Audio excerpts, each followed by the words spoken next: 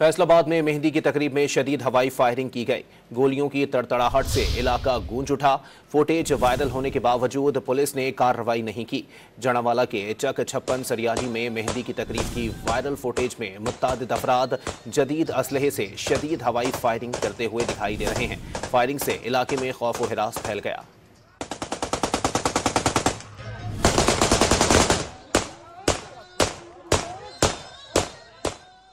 फैसलाबाद में मेहंदी की तकरीब में शदीद हवाई फायरिंग की गई। गोलियों की तड़तड़ाहट से इलाका गूंज उठा।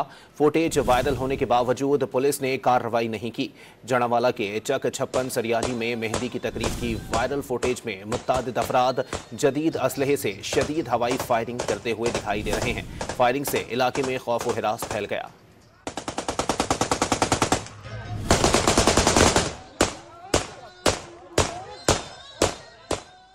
फैसलाबाद में मेहंदी की तकरीब में शदीद हवाई फायरिंग की गई। गोलियों की तड़तड़ाहट से इलाका गूंज उठा।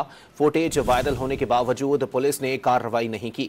जनावाला के चक छप्पन सरियाली में मेहंदी की तकरीब की वायरल फुटेज में मुत्तादिद अफराद जदीद असलहे से शदीद हवाई फायरिंग करते हुए दिखाई दे रहे हैं। फायरिंग से इलाके में खौफ व हिरास फैल गया।